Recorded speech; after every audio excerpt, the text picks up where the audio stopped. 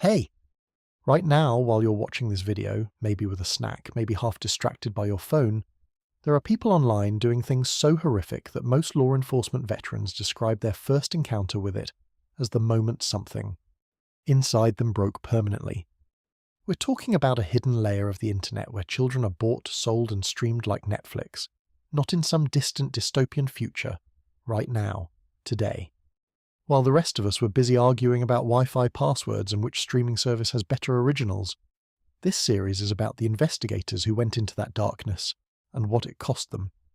It's about the technology that made all of this possible, the loopholes that keep it alive, and the rare, almost miraculous moments when justice actually wins. Fair warning, this is not light viewing, but it's important. And important is wildly underselling it. Before we dive in, drop a comment right now and tell me where you're watching from. Seriously, I want to know. Whether you're in Tokyo, Toronto, or a small town nobody's ever heard of, leave it below. And if you think this kind of investigative storytelling matters, hit like. It tells the algorithm that some stories are worth telling even when they're uncomfortable. Let's go. So let's talk about the internet. The one you use every day, checking emails, doom-scrolling social media, watching videos about people explaining dark and disturbing things on the internet. That internet, the one indexed by Google, accessible from your browser with zero effort, represents only a fraction of what actually exists online. Experts estimate it's somewhere between 4 and 10% of the total web, which means the remaining 90-something% is just floating out there, invisible, unindexed, and depending on which corner of it you stumble into, either completely boring or absolutely horrifying. The internet, as most people understand it, has 3 layers. The first is the surface web, everything Google can find, everything with a proper URL, everything your mum could accidentally click on. The second layer is called the deep web, and before your imagination runs wild, calm down. It's mostly mundane. Think password-protected email inboxes, private banking portals, medical records databases, corporate intranets. Stuff that exists online but isn't publicly searchable. Your online banking account is technically part of the deep web. Thrilling, right? The third layer, and this is where things get genuinely interesting, is what people call the dark web. A deliberately hidden network that requires specific software to access and operates on a completely different set of rules. No Google Maps for this one, no Yelp reviews, no frequently visited sites, autofill. Just anonymity, encryption, and a whole lot of people who really don't want to be found. To understand how the dark web works, you have to understand a technology called Tor, which stands for the onion router. Yes, like the vegetable. And yes, the metaphor is intentional. Tor was originally developed in the mid-1990s by the United States Naval Research Laboratory. The military, in their infinite wisdom, wanted a way to communicate over the internet without hostile governments or intelligence agencies being able to trace the origin of those communications. So they built a network that bounces your data through multiple volunteer-operated servers called nodes, wrapping each transmission in layer after layer of encryption, like an onion. Each node peels off one layer, reads only what it needs to route the data forward, and passes it along, without ever seeing the full picture. No single point in the chain knows both where the data came from and where it's going. Genius, right? The Navy thought so too, until they realized that for Tor to work as a cover, it needed lots of regular civilian users. If only spies used it, every Tor user would automatically be suspicious, so they released it to the public, which in retrospect was a bit like building a very secure underground tunnel to protect secret documents and then handing out maps to everyone in the city. Good intentions, complicated consequences. The mechanics of Tor are worth pausing on, because they explain why investigating crimes on the dark web is less like detective work and more like trying to solve a puzzle where someone has burned half the pieces. When you connect to Tor, your traffic is routed through at least 3 nodes, an entry node, a middle node, and an exit node. The entry node knows your real IP address but has no idea where your traffic is ultimately headed. The exit node knows the destination but has no idea who sent the request. The middle node knows nothing about either end. And crucially, these nodes are run by volunteers scattered across dozens of countries, operating under different legal systems, with different levels of cooperation with law enforcement.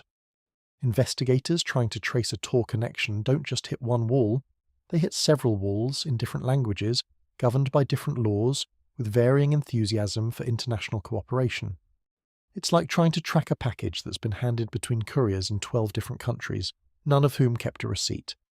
On top of this routing system, the dark web operates through something called hidden services, websites that end in .onion instead of .com or .org. These sites don't have regular domain registrations. They don't have hosting companies that keep records. They don't appear in any search engine. To visit one, you need the exact address, a string of random-looking letters and numbers that looks like someone fell asleep on a keyboard. And the server hosting that site is also anonymized through the same Tor network, meaning even if you know the address, you can't trace the physical location of the server. The website exists, in a very real sense, nowhere. Or more accurately, everywhere and nowhere simultaneously, which sounds like a philosophy lecture but is actually just a massive headache for law enforcement. Now here's the genuinely uncomfortable irony at the center of all of this. Tor wasn't built by criminals. It was built by idealists, privacy advocates, journalists working in authoritarian countries who needed to communicate without getting arrested. Political dissidents, whistleblowers, human rights workers operating in places where the wrong Google search could land you in prison. And for those people, Tor is not a loophole or a technicality, it's a lifeline. There are documented cases of activists in repressive regimes using Tor to organize, to communicate, to survive. The technology itself is neutral. It doesn't care who uses it or why. It just routes traffic and wraps it in encryption, impassively, without moral judgment, which unfortunately makes it equally useful for a journalist in a hostile country, and for someone who wants to distribute material depicting the abuse of children without getting caught. This is what investigators mean when they say the technology works against them. It's not that law enforcement lacks funding or intelligence or motivation. It's that the architecture of the dark web was specifically, deliberately, elegantly designed to defeat exactly the kind of tracking and tracing that investigators rely on. Every tool in the standard detective toolkit, subpoenaing ISP records, tracing IP addresses, following the digital breadcrumbs that people leave behind without realizing it, becomes either useless or exponentially more complicated inside Tor. The internet most of us use leaves trails everywhere. Your IP address is logged by websites, by your internet provider, by apps running in the background of your phone. You are, whether you like it or not, constantly leaving a digital fingerprint on almost everything you touch online. The dark web was built specifically to prevent that. Every feature designed to protect privacy for legitimate users simultaneously protects people doing things that have no legitimate defense whatsoever. There's a common misconception, fueled by 1,000 news stories and Hollywood productions, that the dark web is some sort of hidden basement, accessible only to elite hackers with 17 monitors and a coffee addiction. The reality is considerably less cinematic. Downloading and installing Tor takes about 3 minutes. It's free. The browser looks roughly like a slightly outdated version of Firefox. There's no secret handshake, no invitation code. No hacker credentials required, which is part of why the scale of what exists there is so staggering. The barrier to entry is almost non-existent. A person with basic computer literacy and a working internet connection can be inside the dark web in less time than it takes to make instant noodles. That accessibility, combined with the anonymity, creates a kind of environment that has no real equivalent in the physical world. Imagine if you could walk into a room where nobody could see your face, nobody could track your movements, nobody could prove you were ever there, and you knew, with absolute certainty, that every single other person in the room was operating under the same conditions. Now imagine what some people would do in that room. Yeah, exactly. The payment systems operating inside the dark web mirror its anonymity architecture. Cryptocurrency, Bitcoin being the most well-known, though more privacy-focused alternatives like Monero have become increasingly popular in criminal contexts, allows financial transactions to occur without the traditional paper trail that banks create. No name on a credit card, no billing address, no transaction record sitting in a financial institution's database waiting to be subpoenaed. Early investigators were sometimes able to exploit weaknesses in Bitcoin's blockchain, which is, ironically, a public ledger, to trace transactions. But the criminal ecosystem adapted quickly, developing techniques like cryptocurrency mixing, where funds are pooled and reshuffled between multiple wallets to obscure their origin, and migrating toward currencies designed from the ground up to be untraceable. The financial infrastructure of the dark web, like its technical infrastructure, is a moving target that evolves faster than regulatory frameworks can keep up with. By the time a legislative body convenes a committee to discuss a new privacy coin, the dark web has already been using it for 2 years. What makes this particularly maddening from an investigative standpoint is that the dark web is not static. It breathes, it evolves. Marketplaces and forums appear, grow, get shut down, and respawn under new names with improved security within weeks. Operators learn from predecessors' mistakes. When one network is dismantled, its users scatter to 3 others that were already running in parallel. Administrators who watched a rival forum fall to law enforcement immediately implement new security protocols, new verification methods, new layers of compartmentalization. The criminal ecosystem on the dark web has iterated at a pace that makes most legitimate tech companies look sluggish. It's open source crime, in a sense.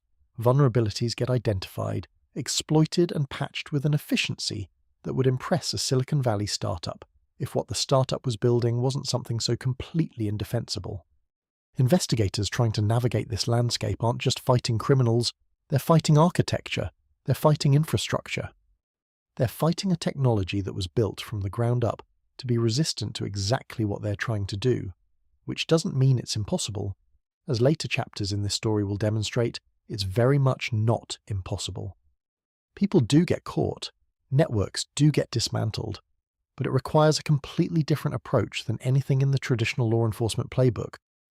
And it requires accepting that in this particular arena, the investigators are always, to some degree, playing catch-up. The dark web was built by people who thought carefully about how to evade surveillance. Defeating it means thinking just as carefully, and sometimes more creatively, about how to pierce anonymity without breaking the legal frameworks that make the resulting prosecution stick.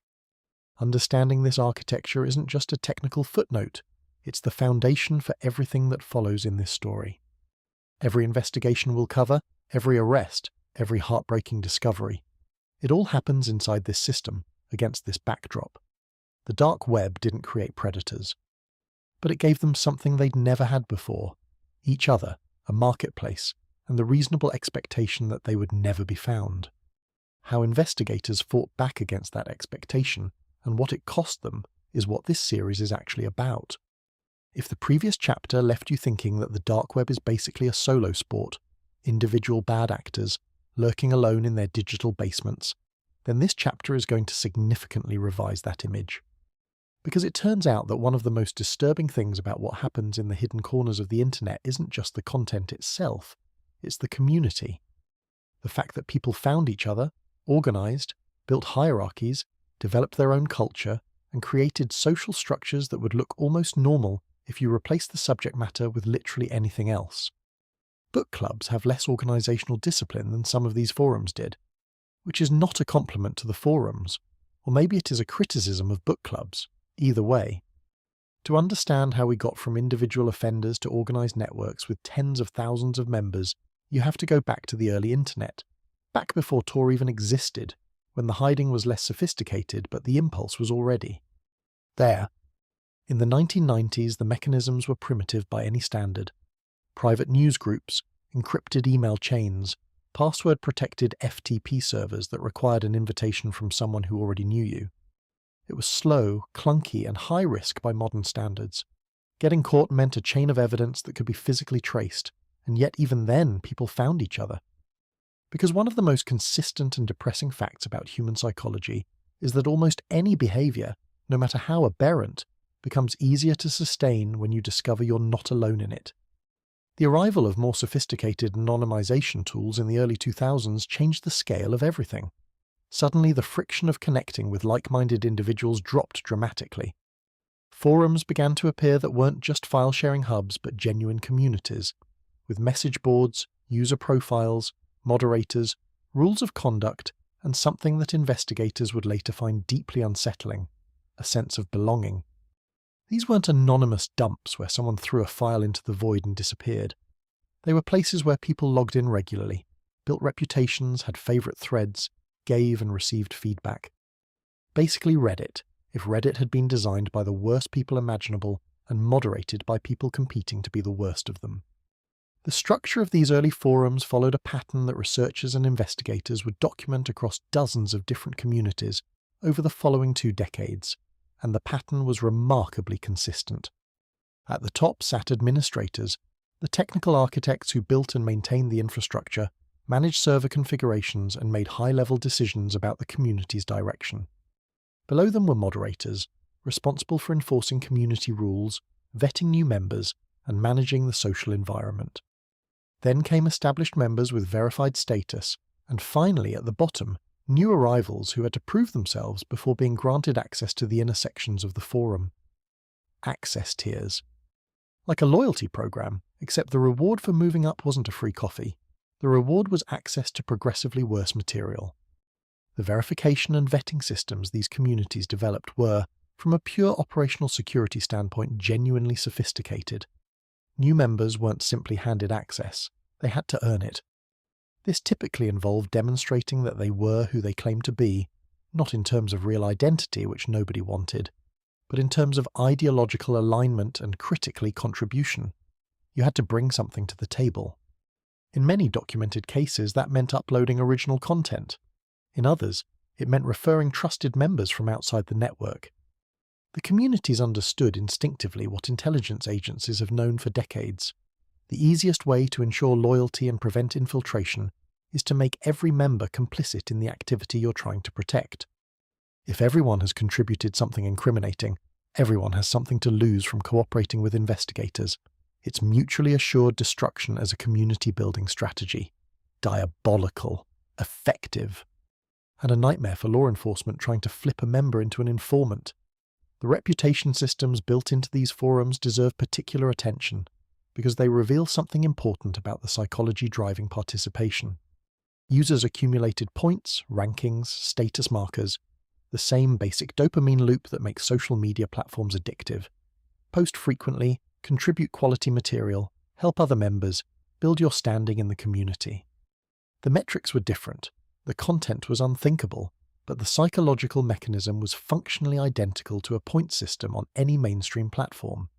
This wasn't incidental, it was the engine of the community. Members weren't just sharing material, they were competing, trying to climb the hierarchy, seeking recognition from peers, and that competitive social dynamic had a predictable and horrifying effect: escalation. If recognition comes from contribution, and contribution is measured by the extremity of what you provide, then the social pressure inside these communities consistently pushed toward more extreme content, not less. The floor kept dropping. What had been considered extreme 12 months earlier became baseline. The goalposts moved, always in the same direction, driven by a community actively rewarding whoever moved them. Investigators who began penetrating these communities, a process that required months of undercover work, careful handling to avoid legal exposure, and a psychological resilience that we'll discuss in much more depth later, consistently reported the same observation. The normalization was the most shocking part. Not the content itself, as devastating as that was, but the casual conversational tone in which it was discussed. Threads where members gave each other parenting advice, alongside discussions of criminal activity. Birthday wishes exchanged between usernames attached to some of the worst documented behavior imaginable. People asking for technical help with their computers in the same thread, where they were coordinating something unconscionable. The ordinariness of the social interaction wrapped around something so far outside ordinary that dissonance was what stayed with investigators long after they closed their laptops and tried, not always successfully, to sleep. Then there was the enforcement side. These communities had rules, and they enforced them. Which sounds darkly absurd until you realize the logic. A community engaged in serious criminal activity has a very strong interest in not drawing attention to itself. Posting anything that might be a honeypot, mentioning real names or locations carelessly, behaving in ways that increased the risk of detection. These were violations that got members banned, sometimes permanently, sometimes with warnings posted to other communities on the network. There was a genuine security culture, maintained through social pressure and enforced by moderators who understood that sloppy members were an existential threat to the whole operation. The communities self-policed with an efficiency that many legitimate online platforms haven't managed to achieve, which is, if nothing else, a remarkable commentary on the power of motivation. Law enforcement's first strategic response to this organized community structure was relatively straightforward. Find a forum, infiltrate it, gather evidence, execute takedowns, make arrests. And this worked, to a point. The problem, and this is the point where every investigator's expression reportedly shifted from cautiously optimistic to deeply tired, was what happened after a successful takedown. When a major forum was seized, it didn't end the community. It dispersed it. Members who hadn't been arrested simply moved to backup forums or created new ones, often within days or weeks of the original going dark. The arrest of administrators and moderators created vacuums that were filled almost immediately by the next tier of the hierarchy. Investigators described it as trying to stamp out a brushfire with one foot. You get one patch under control, and by the time you look up, 3 new patches have started behind you. It became clear, relatively early in this particular fight, that the traditional model of identifying a criminal enterprise, dismantling it, and declaring victory was not going to work here. The enterprise wasn't a building you could shut down. It was an idea distributed across thousands of computers in dozens of countries, and ideas are notoriously bad at staying arrested. This realization forced a fundamental rethinking of strategy, one that will follow through the rest of this series. Investigators began to understand that the goal couldn't simply be shutting down individual communities. It had to be something more targeted, identifying the most prolific contributors, tracing the original production of content to its source, finding the real-world locations behind the usernames. Which brings us to one of the most remarkable investigations this space has ever produced. A case that began not with a name, not with an IP address, not with any of the digital evidence that investigators had been trained to look for, but with a series of photographs, a child nobody could identify, and a team of people who refused to. Stop looking. There is a particular kind of frustration that investigators in this field describe, and it doesn't map neatly onto anything in normal professional experience. It's not the frustration of a difficult math problem, where the answer exists somewhere and persistence will eventually find it. It's the frustration of knowing, with certainty, that somewhere in the real world a crime is actively continuing. Right now, while you're sitting at your desk, while you're eating lunch, while you're driving home, and the only thing standing between that and an end is a set of digital walls you don't yet know how to get through. It's urgency without a release valve, and for the team that worked what investigators internally called the single photograph case, that frustration became a companion they lived with for the better part of a year. The case began, as many do in this field, not with a tip or a lead, but with a discovery. During the investigation of an unrelated network, analysts encountered a set of images that had apparently been circulating in dark web communities for several years. This alone wasn't unusual. Material in these spaces often predates its discovery by law enforcement by months or years. What was unusual was what the images showed over time. The series spanned what analysts estimated to be approximately 4 years, and across that timeline a child was visibly aging, which meant the abuse was not historical, it was ongoing. The images weren't a closed chapter, they were a live situation. And somewhere behind the layers of Tor routing and encrypted file sharing was a real child in a real location who did not know that a team of investigators had just made her the center of their universe. The investigation was assigned to a small team. The exact composition varied over time as personnel rotated in and out, working within a specialized unit that handled exactly this category of case. Their mandate was deceptively simple to state: identify the child, find her. Everything else, who was responsible, how the material was being distributed, what charges could be brought, was secondary to that first objective. You can't rescue someone you can't locate, and locating this child, as the team would discover over the following months, was going to be one of the most methodically grueling processes any of them had ever undertaken. The images themselves yielded almost nothing useful on initial analysis. No metadata, whoever was producing this material, had taken care to strip the digital information that cameras automatically embed in photographs, the kind of data that can reveal the make and model of a device, the date and time of capture, and, sometimes catastrophically for the photographer, GPS coordinates. Stripping metadata is not complicated. It takes about 30 seconds with freely available software, which means that for investigators, it's a wall that appears almost universally in cases involving anyone with even basic operational awareness. The team was left with the visual content of the images themselves, and the question of what, if anything, could be derived from what was actually visible in the frame. This is where the investigation became something that would later be discussed in training programs across multiple agencies as a case study in creative forensic thinking. The lead analyst, working with a team that eventually included specialists from fields that have nothing obvious to do with digital crime, began a systematic documentation of every physical detail visible in the images, the dimensions of furniture, the pattern on a piece of fabric visible in the background of one frame, the type of electrical outlets on a wall, the style of a light switch plate, the particular shade and texture of paint on a surface. Every detail, no matter how apparently trivial, was logged, categorized, and cross-referenced against whatever databases or expert knowledge could be brought to bear. This is detective work that looks, from the outside, almost comically unglamorous. There's no dramatic moment where someone shouts "enhance" and a blurry image magically resolves into a license plate. It's just methodical, exhausting documentation, the investigative equivalent of going through an entire beach one grain of sand at a time. The months accumulated, the team hit walls, promising leads dissolved under scrutiny. A detail that seemed distinctive turned out to be a common product sold in 18 countries. An architectural feature that appeared regionally specific was found in catalogues from 3 different continents. The investigators working the case later described the emotional rhythm of the work as a cycle of cautious hope, followed by deflation, repeated enough times that the hope itself started to feel like a tactical liability. You learned not to get excited. You learned to hold every potential breakthrough at arm's length until it proved itself. Because in this work, the distance between "this could be it" and back to square one is measured in days of cross-referencing that end in nothing. Meanwhile, the images continued to circulate. New versions appeared, suggesting the material was still being produced. The child in the photographs was growing older. The team was watching, helplessly and at a remove, a timeline they desperately wanted to interrupt. There's a specific psychological weight to that, knowing that your investigation has a real-time clock attached to it, that every day without a breakthrough is another day of the situation continuing.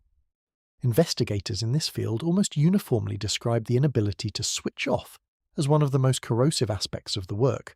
You go home. You try to be present with your family, your friends, your life. And some part of your brain is still running the unsolved case like a background process that never closes. For the team on this investigation, that background process ran for 9 months. The breakthrough, when it came, didn't arrive through digital forensics. It didn't come from cracking an encrypted server or flipping a network member into an informant. It came from the physical world, from a detail so mundane that it had been in front of the team for months without anyone recognizing its significance. A partial view of a wall visible in one image showed a section of distinctive patterned wallpaper, a style that a specialist, consulted after a team member made an offhand comment about the unusual design, was able to attribute to a manufacturer, operating in a specific regional market. That regional attribution, combined with other physical details accumulated over months of painstaking documentation, began to produce something the team hadn't had since day one, a narrowing of geographic possibility, not an address, not yet, but a direction. A direction, after 9 months of looking into a fog, felt like a miracle. What followed that breakthrough, and how the team converted a partial geographic lead into an actual location, an actual address, an actual door they could knock on, is a story that belongs in the next chapter. Because before we get to the resolution, it's worth sitting with the 9 months for a moment. The dead ends, the night shifts, the analysts who took the images home in their heads and couldn't leave them there. The team meetings where nobody had new information but everyone showed up anyway because showing up was the only thing they could control. This is what the fight against the dark web actually looks like from the inside. Not dramatic raids and clever hacking, but patient, grinding, human persistence applied to a problem that resists every shortcut. The child in those photographs couldn't wait for a convenient solution, so the team didn't look for one. Here's a thing that nobody in the mid-2000s tech world predicted when they were busy building the architecture of digital anonymity, that the most powerful tool for piercing it would sometimes be a brick, not metaphorically, an actual literal fired clay made in a factory brick. While cryptographers were designing multi-layer encryption systems and privacy advocates were celebrating the death of the traceable internet, the physical world was quietly sitting in the background, completely uninterested in any of that, waiting to be noticed.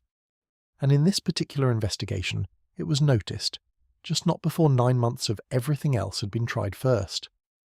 Let's pick up where we left off. The team had been grinding through the single photograph case for the better part of a year. They had a wallpaper lead, a partial view of a distinctive wall pattern that a specialist had been able to attribute to a manufacturer serving a specific regional market.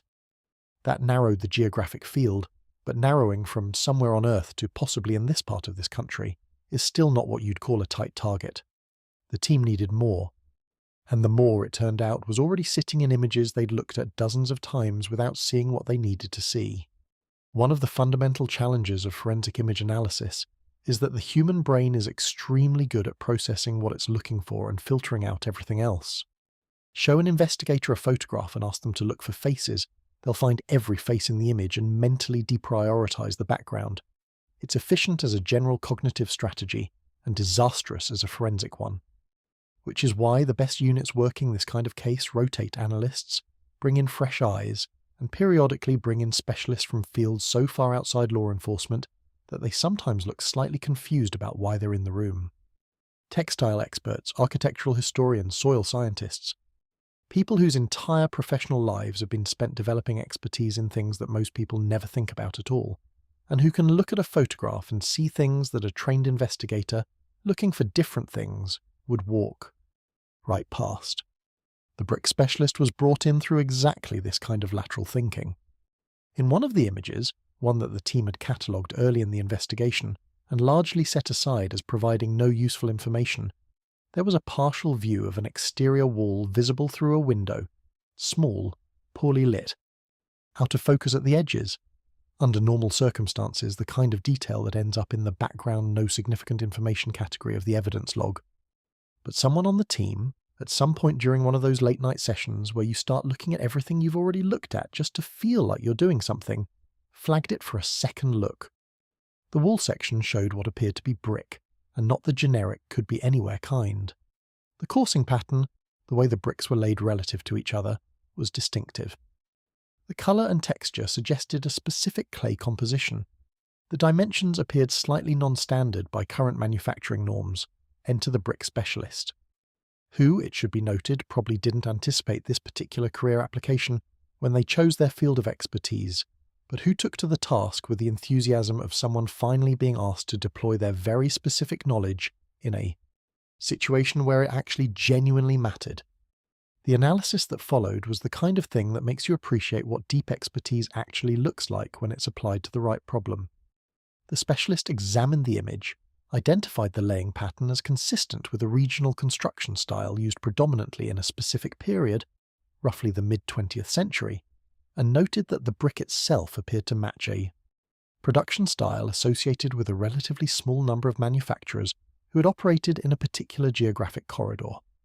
Not because bricks are unique like fingerprints, but because manufacturing processes, clay sourcing and regional construction traditions create patterns that, to a trained eye, narrow the possibilities considerably. It's the same logic that lets a geologist look at a rock sample and say, "This didn't come from here." You develop pattern recognition for things that most people experience as interchangeable. The analysis went further.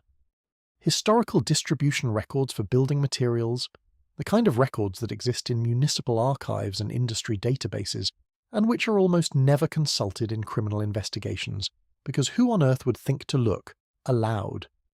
The specialist to cross-reference the brick type with known delivery radius data from the relevant manufacturing period. Brick is heavy. Shipping it long distances is expensive. In the era when the structure in the photograph was likely built, most construction materials were sourced regionally, within a radius that economic constraints kept relatively tight.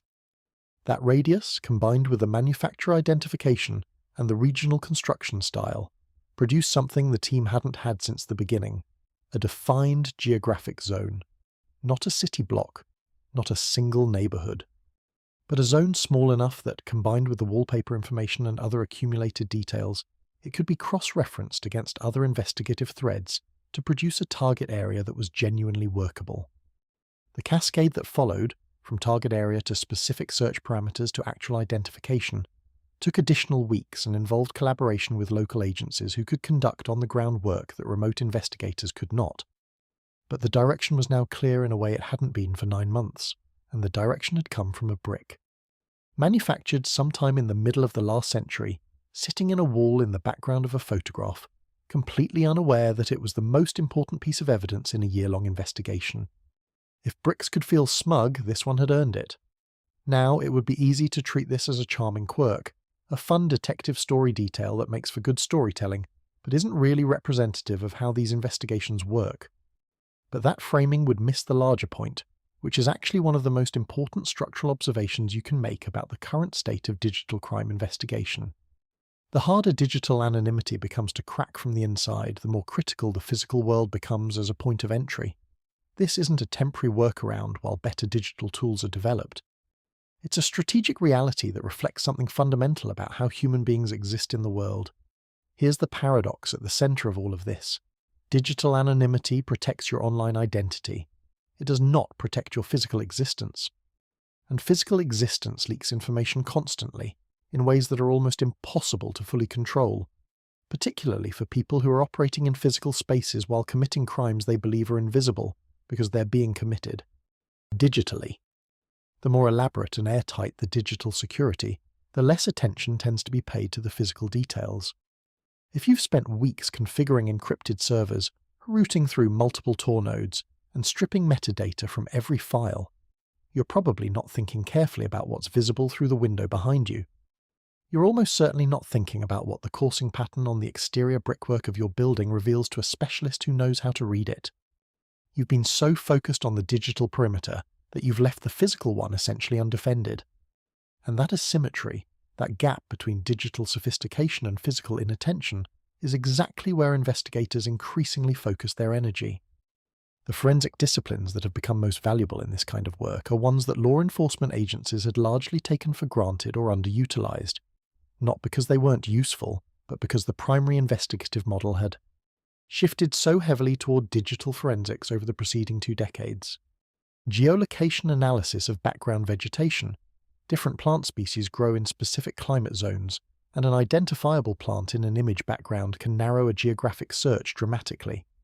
Acoustic analysis of audio recordings, ambient sounds, local broadcasts, even the specific hum of electrical infrastructure can carry regional signatures. Architectural analysis of structural details, window styles, roofline designs, construction methods, all of which follow regional trends and historical periods that specialists can read like a text. Soil composition visible on clothing or footwear. The particular fluorescent spectrum of commercial lighting visible through a window. These are not high-tech solutions. They predate computers entirely.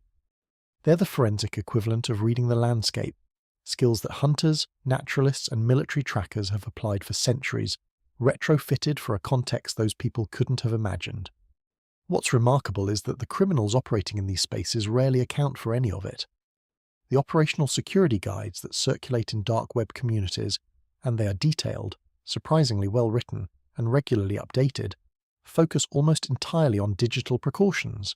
Use Tor, strip metadata, use encrypted communications. Change usernames regularly. Never connect from a location tied to your real identity. This is, from a purely digital perspective, solid advice that has made many investigations significantly harder. But the guides stop at the edge of the screen. They don't say, make sure the brick visible through your window isn't regionally distinctive. They don't say, be aware that the plant in your background only grows in 3 states. They don't say, the light switch plate style you're using went out of production in the 1980s and is only found in homes built before a certain year, because the people writing those guides are thinking digitally, and the physical world isn't in their threat model. This creates what investigators have started to call the physical gap, the systematic blind spot in even sophisticated operational security that leaves physical environment details exposed precisely because the perpetrator's attention is entirely elsewhere. And closing that gap from the investigator's side means building teams that don't just have digital forensics expertise, but genuine depth in fields that most law enforcement agencies never thought to develop. The brick specialist who helped crack the 9-month investigation wasn't a law enforcement employee. They were a consultant, pulled in because someone on the team had the creative flexibility to ask, what else might tell us something, and who would know how to read it?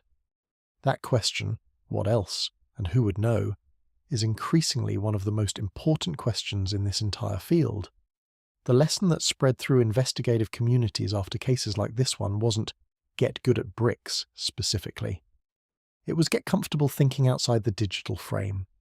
The physical world is full of information that people producing criminal material leave behind without realizing it, because they've been taught by their own community's security culture. To think about digital traces and nothing else. Every physical space leaves a signature. Every environment has characteristics that someone, somewhere, has spent their professional life learning to read. The trick is knowing which expert to call and being willing to make a call that, on the surface, sounds completely absurd. Calling a brick specialist to help identify the location of a digital crime is the kind of move that looks eccentric right up until it works, and then it looks like exactly the right move, which in hindsight, it was. The investigation didn't end with the brick. It ended, or rather reached its first critical resolution, with what the physical lead made possible, a narrowed search, a cross-referenced target area, a location. What happened when investigators arrived at that location is a story with an outcome that, given everything the team had been through for 9 months, felt almost impossible to believe. But that part comes next. Let's talk about the part of this story that makes people the most uncomfortable. Not the technology, not the scale, not even the content itself, as devastating as all of that is. The most uncomfortable part is who's actually doing this. Because if the answer were obviously disturbed individuals who look and act like movie villains, this would be a much simpler conversation. You'd know what to watch for. You'd feel safe in the knowledge that the people committing these crimes exist somewhere outside your personal world, in a different neighborhood, a different social circle, a different life. The research, unfortunately, does not cooperate with that particular comfort. The popular image of a predator, the one that's been reinforced by decades of crime dramas, true crime podcasts, and public awareness campaigns, is a specific and vivid caricature. A loner, visibly antisocial. Someone who gives off wrong signals that, in hindsight, everyone agrees they should have noticed. Someone identifiably other. The problem is that this image, while occasionally accurate, describes a minority of documented cases. The forensic psychology literature on individuals arrested for possessing and distributing child sexual abuse material paints a picture that is considerably more ordinary, and that ordinariness is genuinely one of the most disturbing findings in the entire field. Not disturbing in a sensational way, disturbing in the way that a structural flaw in a building is disturbing. It makes you question the reliability of something you'd assumed was solid. Documented profiles from prosecuted cases across multiple countries share a set of recurring characteristics that researchers have spent decades trying to understand. The majority of offenders in these cases are male, which is consistent across virtually every study in the literature. Beyond that, the demographic spread is wide enough to make easy categorization essentially impossible.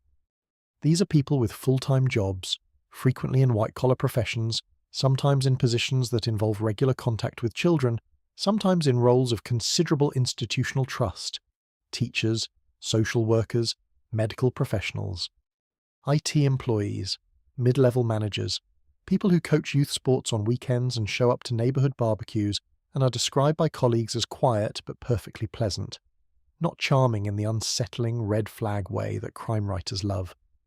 Just normal, which is the precise word that investigators report hearing over and over again from people who knew the arrested individual.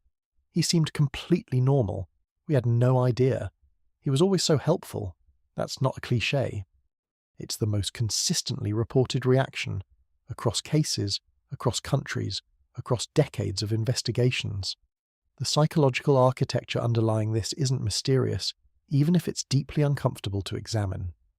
Researchers working in this space have identified several recurring patterns that help explain how someone moves from a general population to active participation in the worst communities the internet has ever produced. Social isolation is one of the most consistent factors, not necessarily physical isolation, but a particular kind of internal disconnection from genuine intimacy. People who struggle to form authentic relationships, who feel fundamentally misunderstood or inadequate in normal adult social contexts, who experience their real-world interactions as performances they never quite get right. The digital environment, and particularly the anonymous digital environment, offers something that feels like relief from that. You don't have to be who you are. You don't have to perform competence or confidence or normalcy. You can be whoever the username is, and the username doesn't carry any of the baggage from your actual life.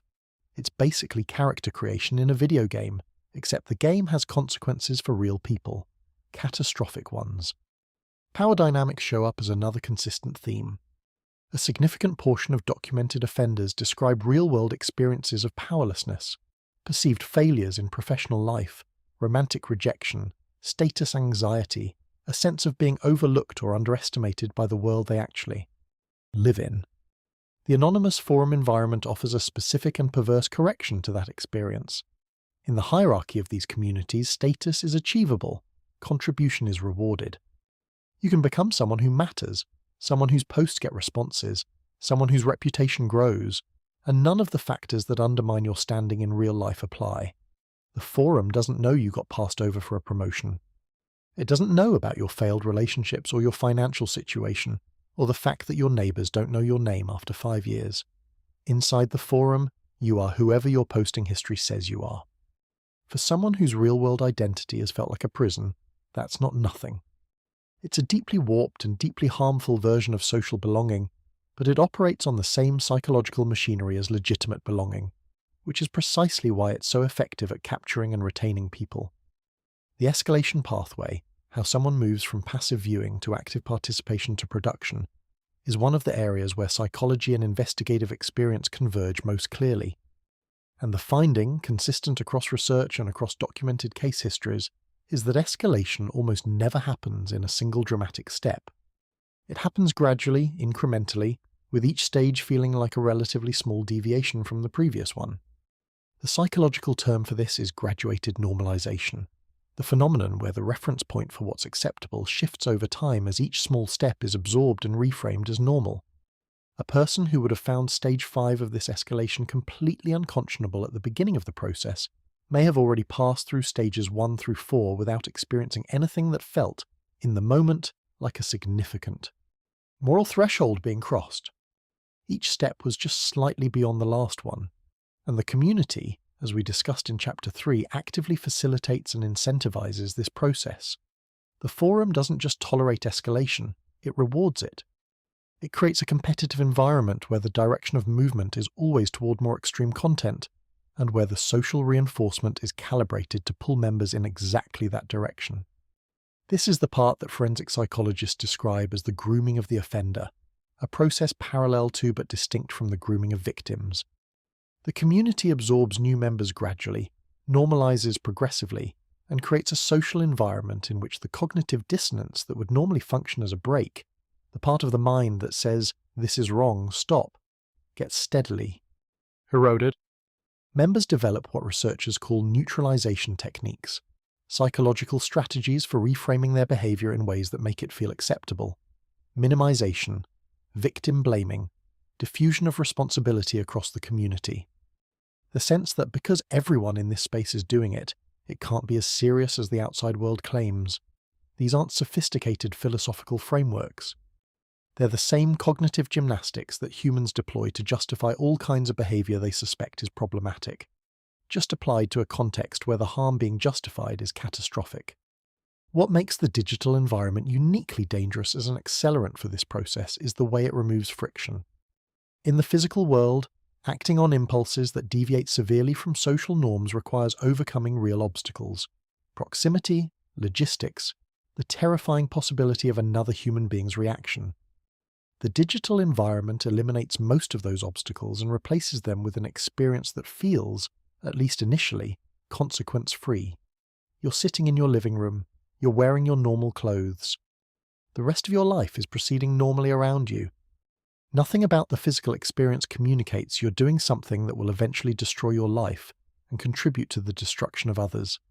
The gap between the digital action and its real-world consequences is so wide that many people apparently fail to bridge it, at least until law enforcement does the bridging for them by appearing at the front door. The arrested individuals in documented cases describe, almost universally, a version of the same experience when confronted with the reality of what they've been involved in. Shock. Genuine shock in many cases at the gap between how they'd mentally filed their activities and what those activities actually constituted. Not because they were unaware of the content and they weren't, but because the digital distance had allowed them to process participation in a way that felt disconnected from its real-world implications.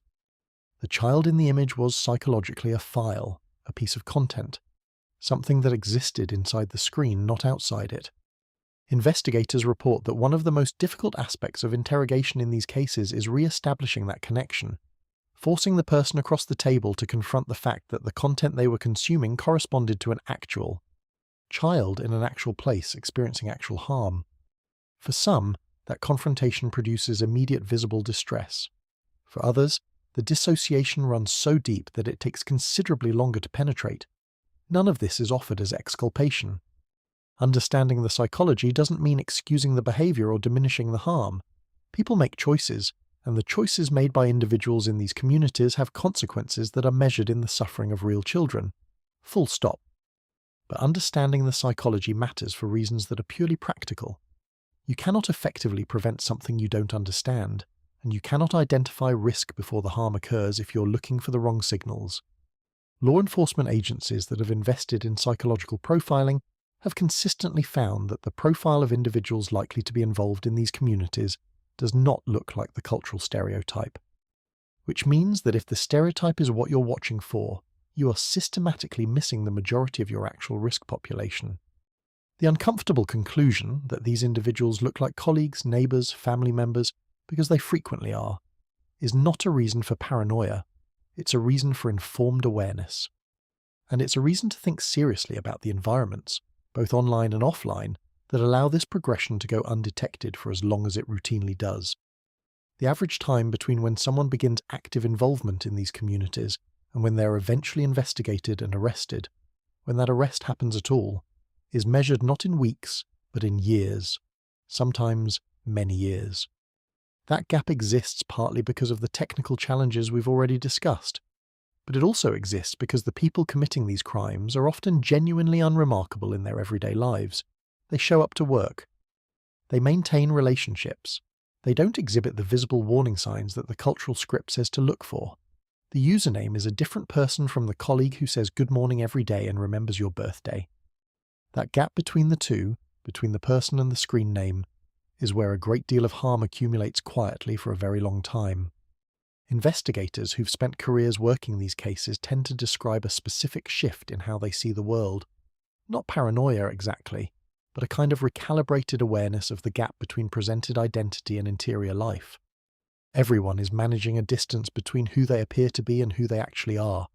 Most people manage it in ways that are private but harmless. Some manage it in ways that aren't. And the dark web, as we've established, is extremely good at providing a destination for the latter group, a place where the interior life that can't be acknowledged anywhere else finally finds a community. The tragedy is that the community it finds is one that makes everything worse, not better, for everyone involved, including in the end the people it welcomes in. Here's a fun thought experiment. Imagine you're trying to dismantle a criminal organization that has members in 40 countries, operates entirely in encrypted digital space, uses currency that leaves no bank records, and has no physical headquarters, no registered address, and no CEO you can subpoena.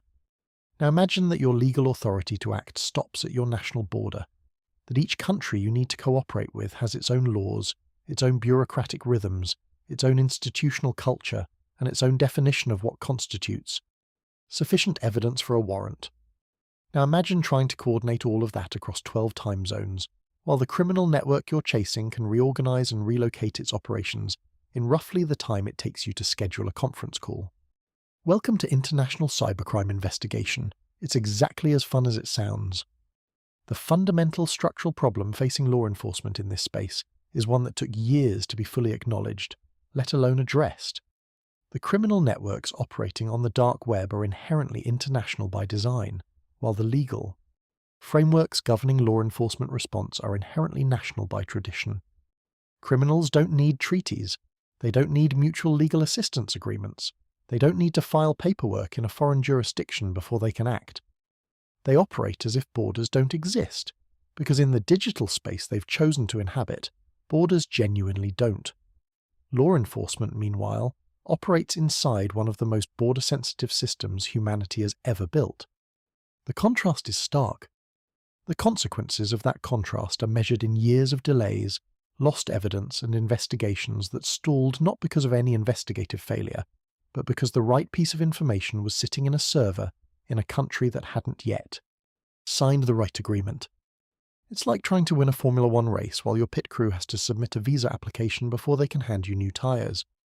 The recognition of this problem, and the slow, imperfect, genuinely impressive effort to solve it, is one of the more underreported stories in the history of modern law enforcement.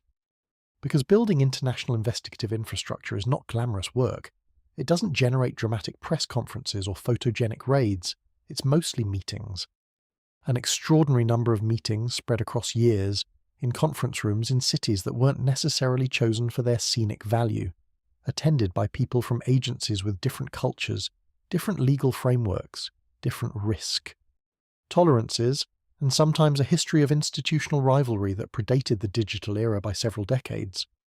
Getting these people to share information efficiently, genuinely efficiently, not, we'll send you a formal request and wait 6 months for a response efficiently, required a level of organisational transformation that most of the agencies involved had never attempted. Interpol's role in this evolution is worth examining in some depth, because it illustrates both the potential and the persistent limitations of international cooperation. Interpol, for anyone who's absorbed too many action movies and formed unrealistic expectations, is not an international police force with agents who show up and make arrests. It has no enforcement powers of its own. What it has is a network, a communication infrastructure connecting police agencies in nearly 200 member countries, and a set of databases that, when functioning well, allow agencies to share intelligence, flag persons of interest, and coordinate on joint investigations in ways that would otherwise require years of bilateral negotiation. When Interpol works, it works because agencies on both ends of a communication actually respond in useful timeframes and actually share actionable information rather than sending politely worded summaries that contain nothing that would hold up in court. When it doesn't work, which being a large international bureaucracy staffed by humans with institutional incentives it sometimes doesn't, the gap between the theoretical capability and the operational reality can be significant enough to make investigators privately contemptuous of the entire system. The more operationally effective model that emerged over the 2000s and 2010s was the Joint Task Force, smaller, more focused, built around a specific investigation or category of investigation rather than a general mandate, and staffed by personnel from multiple agencies who were physically collocated or at least operating on synchronized communication schedules. The logic was simple.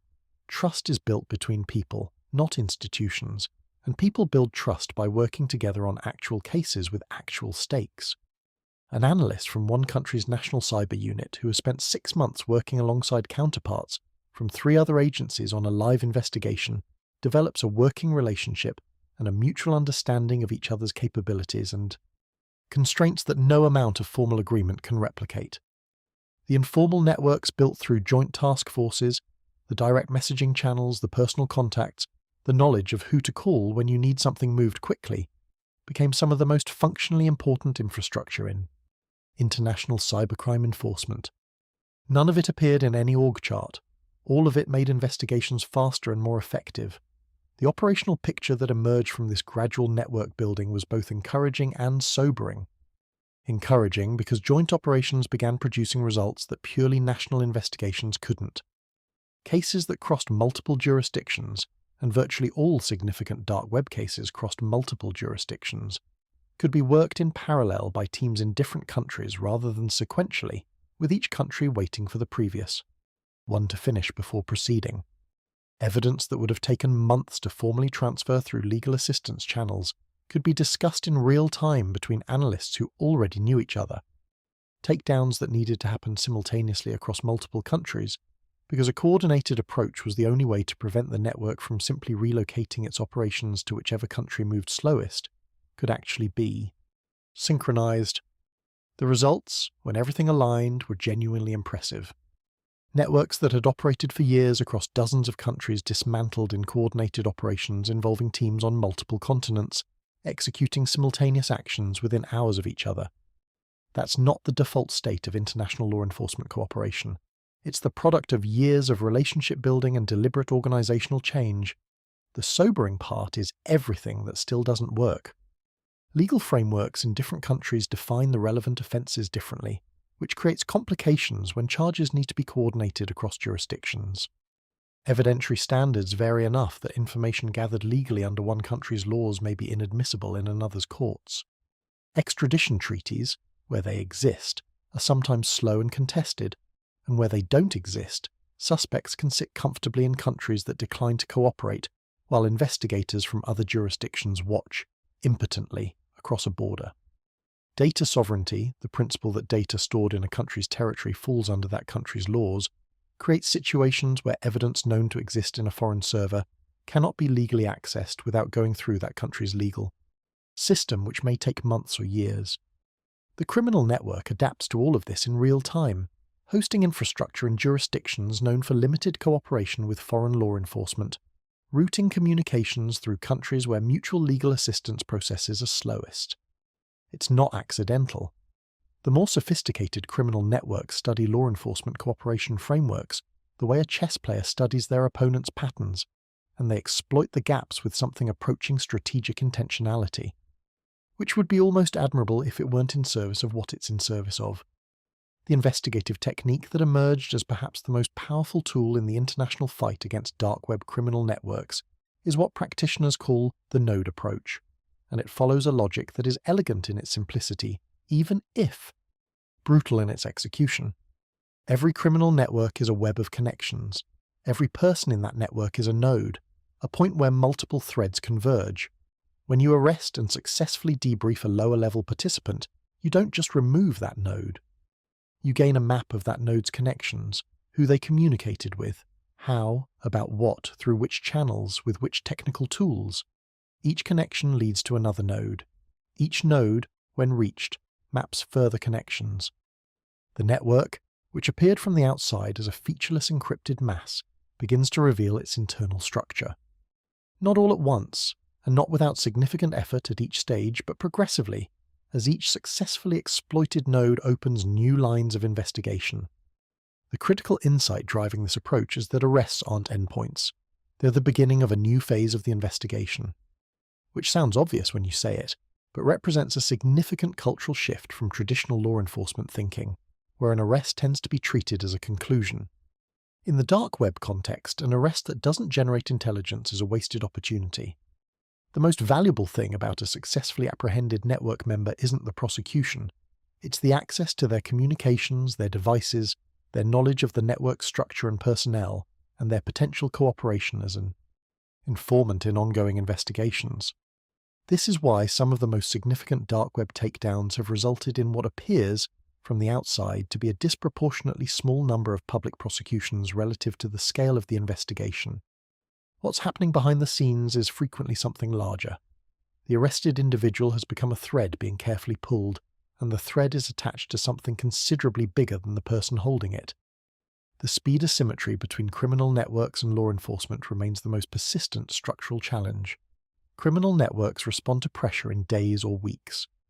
Law enforcement bureaucracies, operating within legal frameworks designed for a pre-digital world, respond in months or years.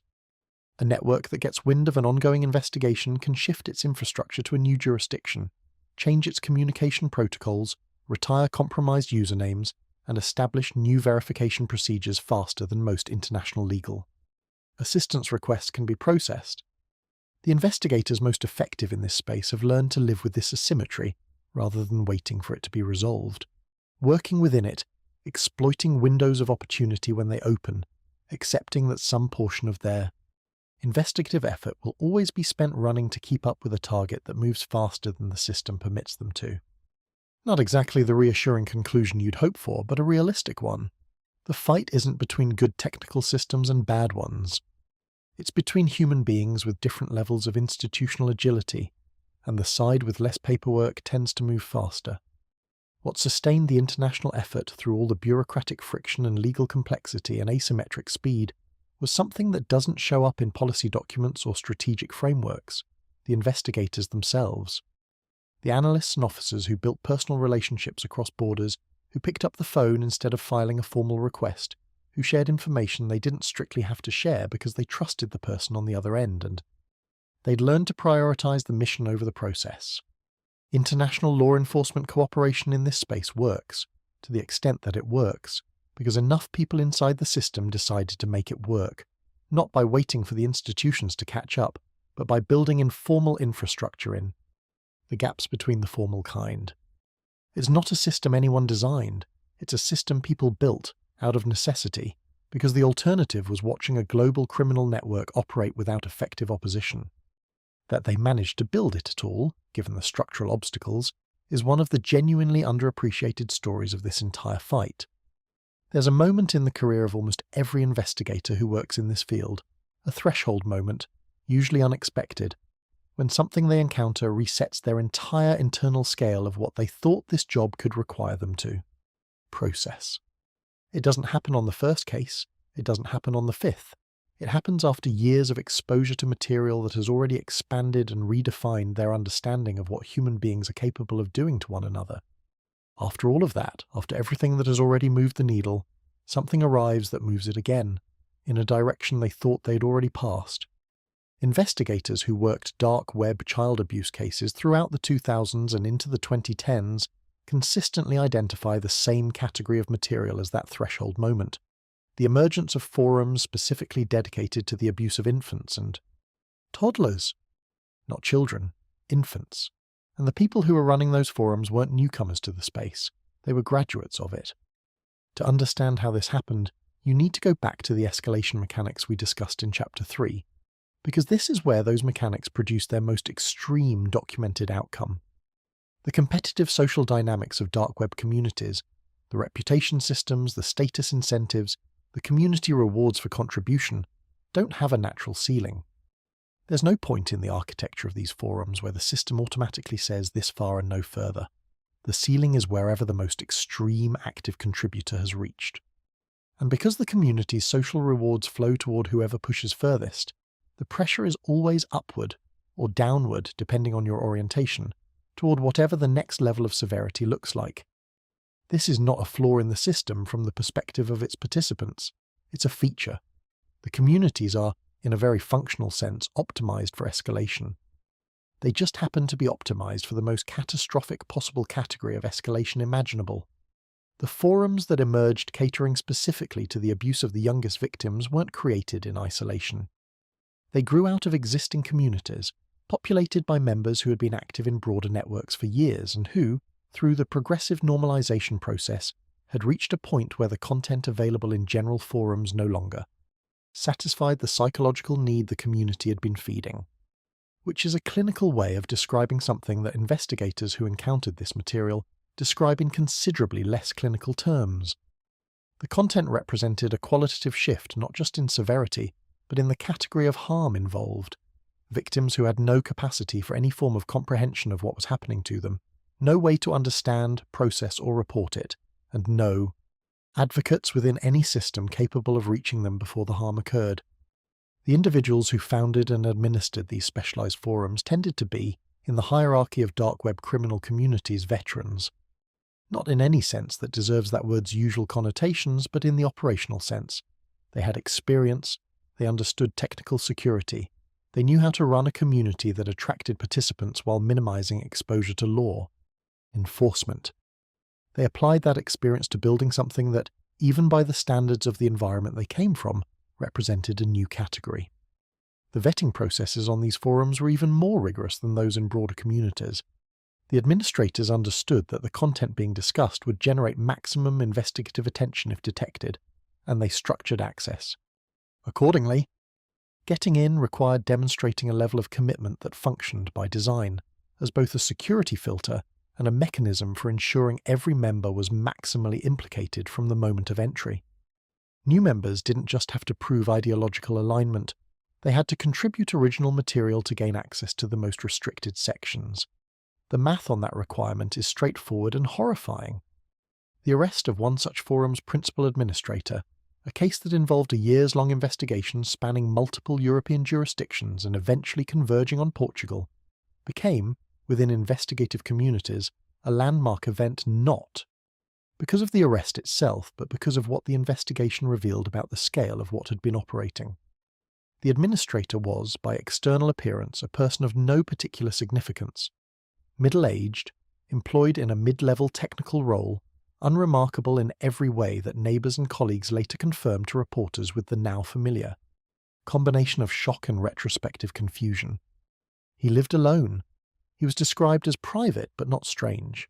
Nobody had any idea, which, as we established in Chapter 6, is the most consistent description in the entire case file of this genre. The username he'd operated under for years suggested something powerful and significant. The man behind it was, by every observable metric, completely ordinary. The gap between the two was, again, the entire story. The investigation that led to his arrest is worth examining in some detail, because it illustrates a technique that had been developing within specialized units, and that this case helped validate as genuinely effective. The forum he administered had operated for several years and had accumulated several thousand verified members, a smaller number than the major general access networks, but representative of an extremely active and high-production user base. The investigation began not with a direct technical attack on the forum's infrastructure, but with patience, the intelligence equivalent of watching a building for a long time before deciding where to put the door. Investigators monitored traffic patterns, identified behavioral signatures that persisted across different anonymization techniques, and cross-referenced activity timing data with other known intelligence to build a probabilistic picture of where the administrator was located and when he was active. This is an approach sometimes called traffic analysis, not reading encrypted content, which is often impossible, but analyzing the patterns of when traffic moves, in what volumes, between which points in the network. The content is invisible. The patterns are not, and patterns over time tell stories. The corroborating evidence that ultimately allowed investigators to move from a probabilistic geographic picture to an actionable target was, predictably, physical, not digital. A combination of payment traces through a cryptocurrency service that had retained more metadata than its privacy policy claimed, cross-referenced with geolocation data from a mobile device that had briefly connected to an unprotected network at a critical moment and supplemented by old-fashioned surveillance work in the identified geographic area. The administrator had been meticulous about his digital security. He had been considerably less careful about his physical habits, which, as we explored in Chapter 5, is the gap that investigators have learned to watch for with increasing deliberateness. The arrest, when it came, was quiet. No dramatic raid. A coordinated operation involving law enforcement from 3 countries, executed with sufficient coordination that the forum's backup administrators couldn't get a warning out before the infrastructure was simultaneously seized. The forum went dark. Its members found themselves, suddenly and without warning, staring at a seized site notice where their community used to be. What the seized servers contained, and the subsequent forensic analysis of those servers, produced a scale of evidence that expanded the scope of the investigation dramatically. The node approach, as described in Chapter 7, kicked in immediately. The administrator's communications, device records, and network logs mapped the membership and activity of the forum in granular detail. The investigation that had begun as a focused operation against a single target became, almost overnight, a branching tree of leads pointing toward individuals in 17 countries. The Portuguese case became, in the language of international law enforcement cooperation, a predicate, a foundational investigation whose evidence generated the predicate justification for investigations in multiple other jurisdictions. Simultaneously, some of those secondary investigations are still ongoing. Some produced arrests within months. Some led to children being identified and removed from active harm situations. The cascade from a single arrest is, in the best cases, almost geometrically expansive. The broader significance of this case within investigative communities wasn't just operational. It was conceptual, a forcing function for a conversation that many agencies had been having quietly, but hadn't fully confronted institutionally. The existence of forums specifically dedicated to infant and toddler abuse represented a challenge to existing frameworks in several dimensions simultaneously. The sentencing guidelines that applied to child sexual abuse material in most jurisdictions had been written with a category-based severity scale: more severe penalties for younger victims, more severe penalties for contact abuse versus possession. But the sheer volume and systematic production of material involving the youngest victims, combined with the organized community infrastructure supporting it, exceeded what those frameworks had been designed to address. Prosecutors in multiple jurisdictions found themselves working with laws that felt inadequate to the reality they were trying to prosecute. Not because legislators had been indifferent to child protection, but because nobody writing those laws had fully anticipated that the internet would industrialize this category of harm at this scale. Updating legal frameworks is unfortunately not something democratic systems do quickly. The gap between the legal tools available and the criminal reality being confronted remained a source of significant frustration for investigators and prosecutors working these cases throughout this period. The psychological impact on the investigators working in this specific area deserves mention here, though we'll address it in full depth in Chapter 11. What can be said at this juncture is that the category of material involved in these forums represented a threshold that even experienced investigators, people who had spent years in this work and developed whatever professional armor they could, found qualitatively different from what had come before. The victims' complete absence of any capacity to understand their situation, or to seek help, or even to communicate their experience to anyone who could intervene, added a dimension of helplessness to the investigators' experience of the material that went beyond what was already, by any standard, an exceptionally difficult body of work to process. Supervisors in specialized units described a marked increase in requests for psychological support, for rotation off this specific category of case, and for early retirement, following the period when this material began appearing regularly in investigations. The system's response to those requests was, in most cases, inadequate, but that's the subject of a later chapter. What the emergence of these forums ultimately demonstrated, beyond every specific operational detail, was that the escalation dynamic operating within dark web criminal communities had no natural limit that the communities themselves would enforce. The flaw had been assumed to exist somewhere. The assumption was wrong. Where communities are structured to reward whoever goes furthest, whatever the direction, the trajectory is entirely predictable. The only thing that produces a limit is external pressure from outside the community, and that pressure, to be effective, has to arrive before the escalation has already happened. Prevention, in other words, not just response.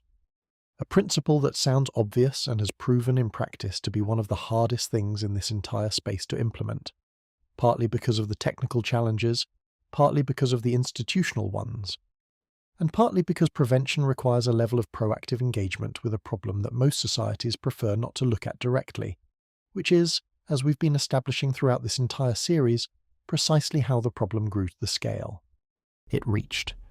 For most of the cases we've discussed so far, there's a clear, if terrible, boundary between what happens online and what happens in the physical world. The dark web serves as the marketplace, the distribution network, the community space. The crimes that generate the content happen somewhere else, often far removed from the digital infrastructure being used to share it. The two worlds overlap, but they're not the same world. Investigators learned to work in the digital space while building bridges to the physical one. It was complex, painful, and logistically demanding work, but the model was at least conceptually coherent. Then came a category of case that collapsed the boundary entirely. Cases where the dark web wasn't the venue for distributing evidence of a crime that had already occurred. Cases where the dark web was the planning room for a crime that hadn't happened yet, and where the announcement of intent and the execution of that intent happened close enough together in time that investigators faced something that looked less like a conventional investigation and more like a countdown clock someone had bolted to the side of a bomb. The case that best illustrates this evolution began, in the typically unglamorous fashion of major investigations, with a routine monitoring operation. A unit tasked with tracking activity on several dark web forums as part of an ongoing broader investigation flagged a post that, on first reading, looked like the kind of escalatory fantasy content that appears on these platforms with uncomfortable regularity, users performing status and extremity for an audience, constructing elaborate scenarios that read as aspirational fiction rather than operational planning. The platform's culture, as we've established, rewards exactly this kind of performative escalation. Distinguishing genuine intent from forum theatre is one of the most difficult judgment calls investigators make.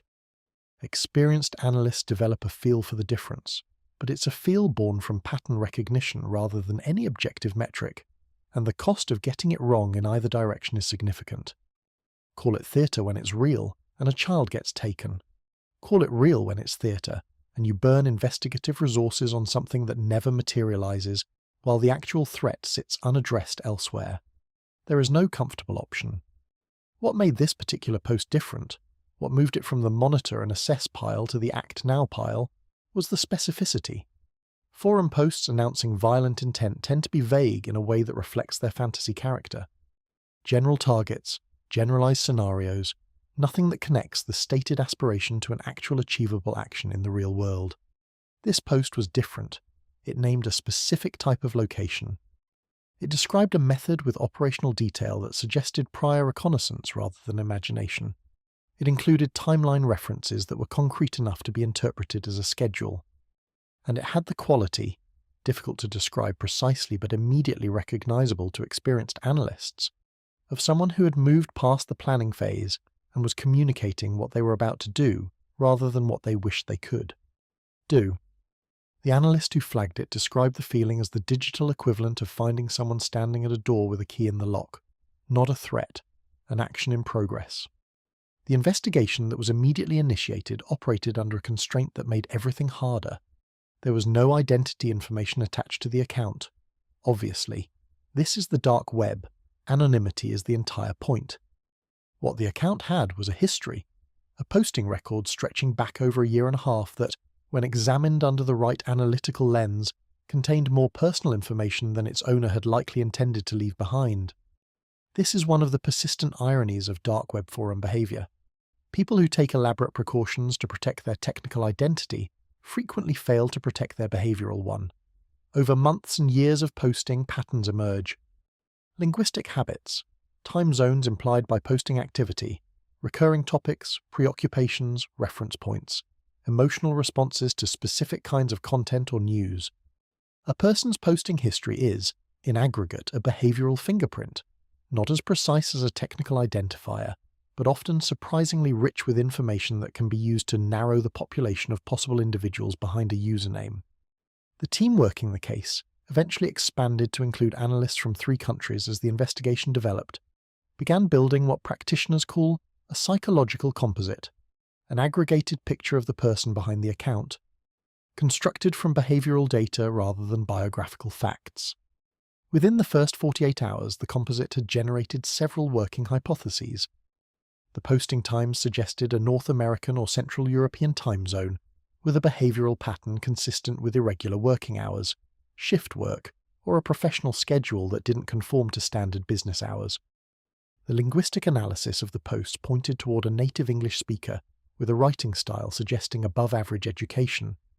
Several references across different posts, when cross-referenced, suggested a personal history involving a traumatic family event some years in the past. The kind of recurring, oblique reference that people make without realizing they're making it, circling something they haven't processed. One post included a comment about a family member's professional field that, combined with other references, suggested a specific vocational context. The profile wasn't an identification, but it was a shape, and a shape in an investigation with a running clock is considerably better than nothing. The race between the investigation and the timeline suggested by the original post drove decisions that, under normal circumstances, would have gone through considerably longer deliberation cycles. Requests for cooperation from foreign agencies that would typically take weeks to formally process were expedited through the informal network channels we discussed in Chapter 7. The direct relationships between analysts who knew each other, who could move quickly because they trusted each other, and who understood that the formal process existed for situations where there was time to use it. Simultaneously, the composite profile was being cross-referenced against whatever databases and intelligence repositories could be legally accessed to try to convert a behavioral shape into an actual person. The family tragedy reference had generated a specific search hypothesis. The professional reference had generated another. Where hypotheses intersected, the investigative focus narrowed. The breakthrough came, as breakthroughs in this kind of investigation so often do, not from a single dramatic discovery, but from the convergence of multiple small threads that individually meant nothing and collectively meant everything. A public record, the kind that exists in open databases that anyone can technically access, but almost nobody thinks to search in this context, matched several elements of the composite profile. A documented event from several years prior corresponded to the timeline suggested by the forum references to family tragedy. A professional record associated with the same individual matched the vocational context implied by the account's posts. The investigative team had converted a behavioral fingerprint into a name attached to an address in a jurisdiction where law enforcement partners could conduct physical surveillance within hours. Here's where the case took the turn that makes it definitively different from anything we've discussed before in this series. The surveillance established that the individual was present at the identified address. It also established that the timeline in the original forum post was not theoretical. The person was already in motion, not in the abstract planning stage, in motion. The decision to act was made with incomplete information, as most real-world operational decisions are, because waiting for complete information meant waiting until after the window had closed. The arrest was made. And because the arrest was made when and how it was, the abduction that had been announced on the dark web was interrupted before it was completed. A child in a specific location, on a specific day, was not taken. Because a monitoring analyst had flagged a post, a team had worked without pause for several days, and an informal international network had moved fast enough to be useful. The aftermath of the case generated the kind of institutional conversation that tends to happen after an event demonstrates, in concrete terms, that an existing framework isn't adequate for a reality it's encountering. The dark web had, in this case, functioned as something that nobody had fully prepared for in law enforcement frameworks, a public announcement board for planned physical violence. The post that started the investigation was, in a technical sense, visible to anyone with access to the forum. That included investigators, but it also included the other members of the community, some of whom had engaged with it, none of whom had reported it through any channel that would have reached law enforcement. The community's norms, predictably, did not include flagging potential abductions to authorities. Members operated under their own code, which prioritized community solidarity and anonymity above interventions that might attract investigative attention to the network. This raised a question that investigators and policy analysts have continued to grapple with in the years since. What is the appropriate monitoring framework for a space where genuine threats of violence are announced publicly, but in a context where the announcement is camouflaged by surrounding content that is purely performative? The challenge isn't that the threat was hidden. In this case, it wasn't hidden at all. It was posted on a forum. The challenge is detection within volume, identifying the operationally real among the theatrically performative when both exist in the same space, use similar language, and appeal to the same community norms. There's no algorithmic solution to this problem that has yet been demonstrated to work reliably. It requires human judgment, which requires human analysts with sufficient experience to have developed the pattern recognition necessary to make the call, and sufficient organizational support to act on the call quickly when it's made. Neither of those things is cheap or easy to scale. Both of them are, in cases like this one, the difference between a child going home and a child not going home. The dark web had announced its evolution in this case. It was no longer primarily an archive or a marketplace. It was a space where violence was planned, coordinated, and communicated, sometimes openly, in posts visible to anyone who knew where to look. The investigators who worked this case added a new category to their already extensive professional vocabulary: preemptive intervention. They'd spent careers responding to harms that had already occurred. Now they were being asked to prevent harms that had been announced but not yet executed. The shift required everything the previous model required, plus a speed and a quality of judgment that nothing in traditional law enforcement training had been designed to produce. They adapted as investigators in this space consistently have had to adapt, because the alternative was unacceptable. But the gap between what the situation demanded and what the system was equipped to provide remained, and in some jurisdictions, it still does. Most breakthroughs in this field don't feel like breakthroughs when they happen. They feel like one more thing to verify, one more thread to pull carefully before it breaks, one more set of coordinates to cross-reference before anyone allows themselves to feel anything about them. The caution is professional, necessary, and hard-earned. Too many investigations have reached what looked like a resolution and turned out to be another dead end wearing a resolution's clothes. So when the final confirmation comes in on a case that has consumed months of work, the first emotional response in a serious investigative unit is rarely celebration. It's a very specific kind of controlled alertness. The recognition that something real has just happened, combined with the understanding that the next few hours will determine whether that something real translates into an outcome that matters. The case at the centre of this chapter began with a disappearance that, by the time the relevant investigative unit became involved, had already been classified as a fatality. A boy, 9 years old, missing for several weeks from a family in a mid-sized city, had been the subject of a conventional missing persons investigation that had exhausted its leads and arrived, with brutal finality, at the conclusion that the child was most likely dead. The parents had been notified.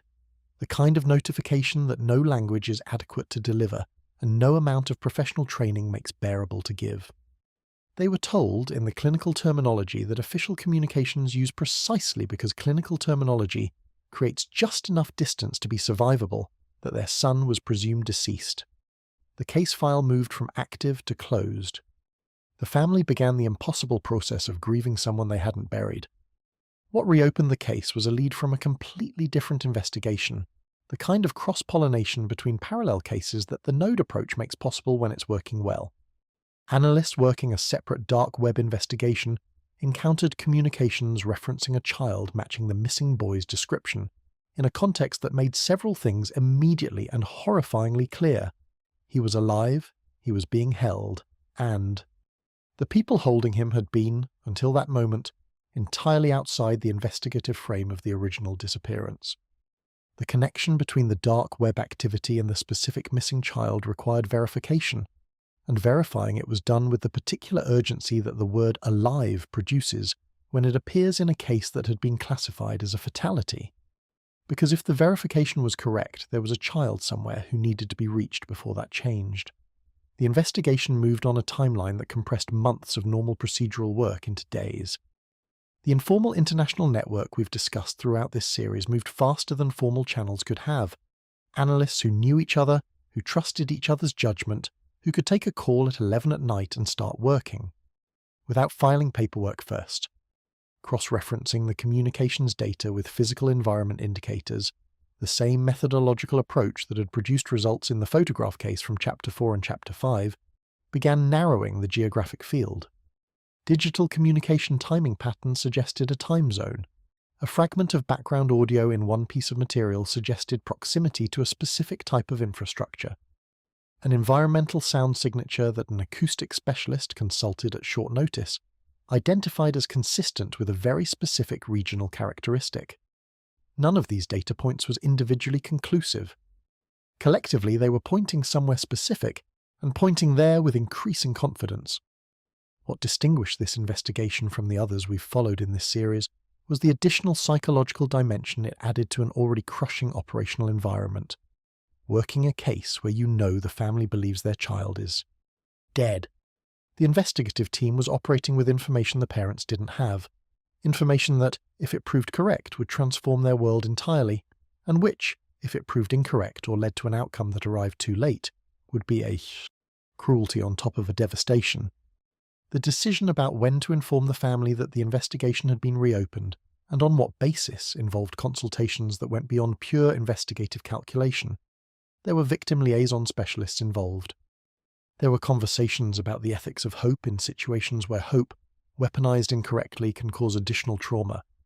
The consensus, reached after more deliberation than the operational timeline comfortably allowed, was that the family would not be informed until the location was confirmed and an operational plan was ready to execute.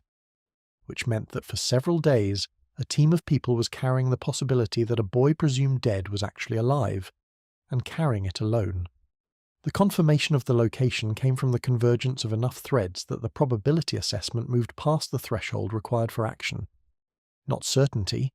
Certainty is a luxury that rarely appears on the schedule in investigations like this one, but sufficient confidence that the cost of inaction outweighed the cost of acting on incomplete information. The operational plan that was assembled in the following hours involved law enforcement personnel from 2 jurisdictions, legal coordination that happened faster than it probably should have been possible, and the kind of synchronization that the teams working these cases had developed over years of joint operations. The window for action was narrow, not because of any particular intelligence about the target's planned movements, but because windows in these cases are always narrow. The longer an operation stays in the planning phase, the more opportunities exist for something to go wrong before it starts. The entry happened at 3 in the morning. The time was not chosen for dramatic effect. 3 in the morning is chosen for operational effect, specifically the reduced reaction time that comes from approaching a target during the deepest phase of the sleep cycle. 3 in the morning is when the human brain is at its least cooperative with the idea of mounting an effective response to something unexpected. Tactically, it's sound. Atmospherically, there is something about a 3 in the morning operation in a case like this one.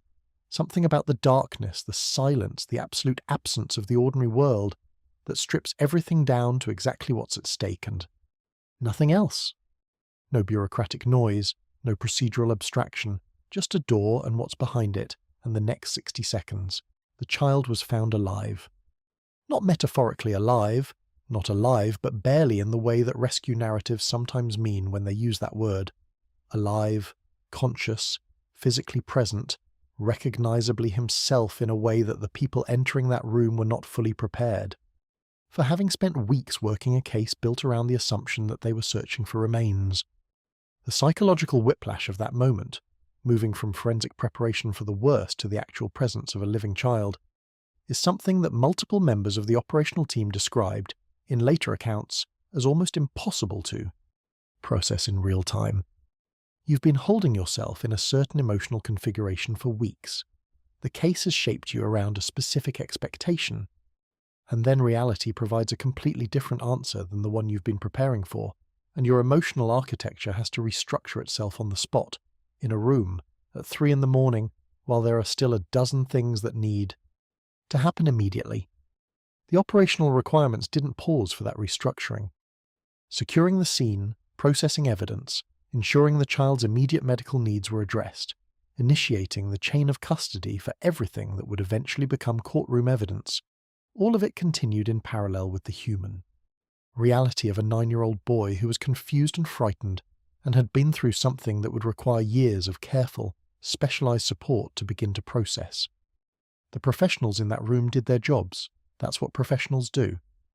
But the accounts that came later, in interviews and in the informal conversations that happen between people who've shared something that doesn't translate well to anyone who wasn't there, consistently return to the same moment, the moment when it became undeniable that the search had ended differently than everyone had assumed it would.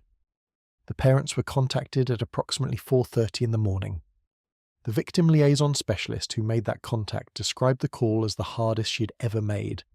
Not because the news was bad, but because the gap between what the family had been living with for weeks and what she was about to tell them was so large that there was no verbal framework adequate to bridge it. You cannot simply announce that a child everyone believed was dead is actually alive and expect that announcement to land as good news in the conventional sense. It lands as a rupture, a fracture in the reality the family has been constructing since the notification of presumed death, a fracture that is ultimately survivable and ultimately welcome, but which, in the moment of its occurrence, is as disorienting as any other rupture of that magnitude. The parents arrived at the medical facility where their son had been taken in a state that the clinical notes described as acute shock, which is the accurate clinical description. The human description involves a reunion that nobody in that room who witnessed it has chosen to describe publicly in any detail, because some things belong entirely to the people they happen to. What this case represents, in the context of this series, is something rarer than any of the technical or operational elements that made it possible: proof. Concrete, specific, undeniable proof that the fight being described in these chapters can produce outcomes that are not just operationally successful, but humanly transformative. Most of the wins in this space are statistical: networks disrupted, accounts seized, arrests made, prosecutions completed. These matter enormously. They represent real harm prevented and real accountability delivered. But they tend to be abstractions from the perspective of an audience watching from outside, because the human reality on the other side of the statistic, the child who is safer because a network was dismantled, is usually invisible by the time the result is announced. In this case, the human reality was not invisible. It was a boy, alive, at 4:30 in the morning, in a way that nobody had expected for weeks. The investigators who worked this case have, in the years since, described it in terms that don't quite fit the professional vocabulary the field usually deploys. It's the case they come back to when the work becomes too heavy, which it does, regularly, for everyone who stays in it long enough. Not because it represents the typical outcome, it doesn't. Outcomes this specific, this complete, this unambiguously right, are genuinely rare. But rare is not the same as impossible, and impossible is the thing that this work on its worst days can start to feel like. The 3 in the morning case is the evidence that it isn't, which for people who spend their professional lives wading through some of the darkest documented reality that human beings have produced, turns out to be exactly the kind of evidence they need to keep going. There is a particular kind of occupational hazard that doesn't appear in any job description, doesn't show up in recruitment materials, and isn't mentioned in the orientation sessions that new analysts receive when they join units working child. Sexual abuse material investigations. It's not classified, it's not secret. It's simply not discussed, not in any official, systematic, institutionally acknowledged way, because discussing it would require the organizations involved to confront something they have a strong structural incentive to avoid confronting: the fact that asking human beings to do this work at this volume, for years at a time, without adequate support, is a form of institutional harm. Not dramatic harm, not visible harm, the quiet kind, which is the kind that accumulates longest before anyone notices. Let's be direct about what the job actually involves, because the abstraction of working with difficult material doesn't capture it. Analysts in these units spend their working hours, often long working hours, in the high-demand environments we've been describing throughout this series, reviewing, cataloguing, and analysing content depicting the sexual abuse of children. Real children, real abuse, content produced in the real world by real people to whom real harm was done at specific moments in time that are permanently documented in the material being reviewed. The volume of content encountered in a serious investigation is not small.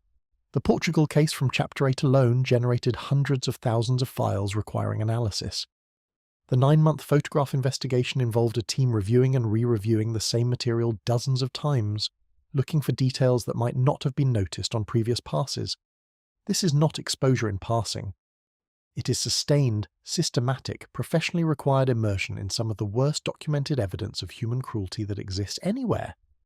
The psychological literature on what this kind of sustained exposure does to the human mind is, at this point, extensive enough that it can no longer be credibly dismissed by any organization with access to it. The primary mechanism is something researchers call secondary traumatic stress, sometimes also referred to as vicarious trauma or compassion fatigue, though each of these terms captures a slightly different dimension of the phenomenon. The core dynamic is straightforward. The human brain processes witnessed suffering in ways that leave traces. We are social animals, wired for empathy, and empathy is not a switch that turns off because you're at work and the suffering you're observing is documented on a screen rather than happening in front of you in physical space. The brain responds to processed visual information the same way it responds to direct experience, which is why films can make you cry and nightmares can feel real. Sustained exposure to traumatic content for many people produces many of the same neurological and psychological effects as direct experience of traumatic events. The body doesn't reliably distinguish between the two. The symptom profile that emerges from this exposure is recognizable to anyone familiar with post-traumatic stress disorder, because it overlaps significantly with it. Intrusive imagery that appears without invitation during unrelated activities. Hypervigilance that makes ordinary situations feel threatening. Emotional numbing as a protective mechanism against stimuli that have become associated with distress, sleep disruption, difficulty being fully present in personal relationships, and a progressive loss of the ability to experience ordinary positive emotions with the intensity they previously carried. The professional term for that last one is anhedonia, the inability to feel pleasure from things that used to be pleasurable, and it shows up in accounts from investigators in this field with a consistency that suggests it's nearly universal among those who stay in the work long enough. Things that used to matter start to matter less. Not because the person has changed their values, but because the emotional bandwidth required to experience joy has been progressively consumed by a job that requires constant contact with its opposite. What makes the occupational psychology of this specific field particularly complex is the layering of stressors on top of the primary exposure. These investigators work under conditions of secrecy that prevent them from processing their experiences through the normal social channels that humans use to manage difficult emotions. You cannot tell your family what you saw today. You cannot decompress with friends by describing what the case involved. The confidentiality requirements that protect investigations and victims also prevent the people doing the work from accessing one of the most basic and effective psychological tools available for managing sustained stress: talking about it. Which means that investigators in these units are typically processing, alone and in private, experiences that would challenge the mental health of anyone, while also maintaining the external presentation of a functional person in all other areas of life, because the alternative is alarming the people around them. It's like running a marathon every day and telling everyone at home you've just been for a light walk. Eventually something gives. The relationship toll is consistently described as one of the most devastating secondary effects of this work, and it's almost completely invisible in any public discussion of what these investigators do. Partners and spouses of investigators in these units describe the experience of sharing a life with someone who has slowly become unreachable, present physically, absent emotionally, unable or unwilling to discuss what has changed and why. The hypervigilance that develops in the work environment transfers into the home environment in ways that create patterns that are difficult to live around. Excessive protective anxiety around children in the family, an inability to enjoy. Entertainment that the rest of the family watches normally, a constant low-level guardedness that reads as emotional withdrawal. Divorce rates in specialized units working this category of case have been noted in several internal agency reviews that weren't published as significantly higher than average. The reviews note this: they rarely generate policy responses commensurate with the observation. The institutional culture surrounding psychological support in law enforcement has historically been, to put it diplomatically, not great. The cultural norm in most agencies, a norm that predates the digital era and the specific challenges of online child abuse investigation by decades, treats requests for psychological support as implicit admissions of inadequacy. You're in this field because you can handle it. If you're struggling, you're not handling it, and if you're not handling it, you're a liability. This logic is so deeply embedded in some agency cultures that investigators have described deliberately concealing symptoms from supervisors and occupational health reviewers in order to stay on cases they felt a personal obligation to see through, which is noble in intention and catastrophic in effect. It's the psychological equivalent of treating a wound by covering it up and continuing to run on it. The wound doesn't heal, it gets worse. And the person running on it eventually stops being able to run at all. The turnover rates in specialized cyber units working child abuse material at agencies that track and are willing to share this data tell a story that organizational culture consistently fails to engage with honestly. The average tenure of an analyst in sustained contact with this material, before rotating out or leaving the field entirely, is shorter than most people outside the field would guess. Some agencies have begun implementing mandatory rotation, moving analysts to different case categories after a defined period, as a structural intervention against the accumulation of exposure. The data on whether this helps is mixed, partly because rotation policies are inconsistently implemented, and partly because the damage from extended exposure doesn't necessarily stop when the exposure stops. You can rotate someone to a different case type, and still find yourself managing an analyst who is carrying 2 years of accumulated secondary traumatic stress into their new assignment. The rotation addresses future exposure. It doesn't retroactively address the past. There are units that do this better than others. The difference, in almost every documented case, comes down to leadership and culture rather than formal policy. Organizations where senior leaders have actively and publicly normalized the discussion of psychological difficulty, where a supervisor asking, "How are you actually doing with this?" is a routine part of the management relationship rather than a crisis flag, show measurably better outcomes on the metrics that matter: retention, performance quality, long-term career continuity. These aren't places that have solved the problem. No organizational policy makes sustained exposure to child abuse material psychologically costless. The premise is incoherent. But they've created environments where the cost can be acknowledged and managed rather than suppressed until it becomes unmanageable. The difference in outcome is significant. The spread of this model through the agencies that need it most has been, unsurprisingly, considerably slower than the urgency of the situation warrants. The public recognition dimension is worth examining separately, because it operates as its own distinct form of institutional failure. Firefighters who enter burning buildings occupy a clear and culturally valorized space in the public imagination.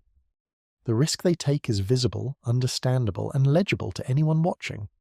The courage it requires is easy to recognize because the danger is easy to see.